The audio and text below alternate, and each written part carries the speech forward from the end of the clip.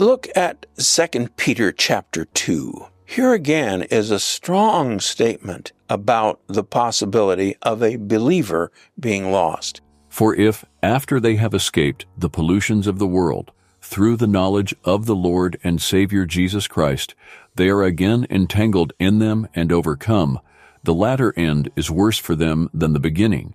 For it would have been better for them not to have known the way of righteousness than having known it to turn from the holy commandment delivered to them. Peter says it would have been better for them never to have known the way of righteousness than to have known it and turned away.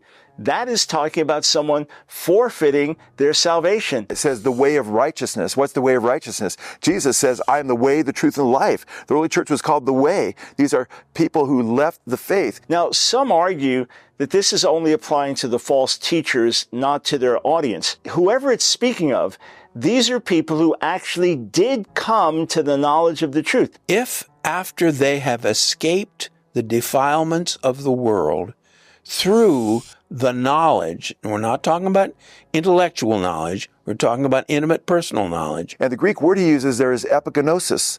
That's experiential knowledge. Many Calvinists will admit, and when they're commenting on 2 Peter chapter 1, verse 3, has to do with salvation knowledge. Then after knowing it, to turn back from the holy commandment delivered to them.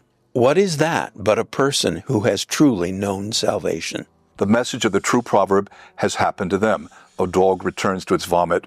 A sow, after washing, returns to wallowing in the mire. The Calvinist interpretation would be that if you've truly been washed, you could never go back to the mire. You could never go back to the mud, which itself seems to raise the question, well, why does Peter warn them? Peter is illustrating the lapsed state of a former believer, which he warns about in chapter 1, when he describes believers as having escaped the corruptions of the world through lust and forgetting that they were cleansed from their past sins. The pig is representative of a believer who has been cleansed and forgets he was even washed and goes back to the mud.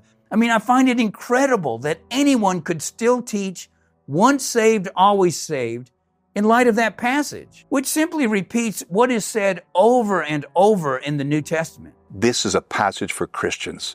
It was understood that way in the early church, and this is consistent with Jesus' teaching in the Gospels and the apostolic teaching in the whole New Testament.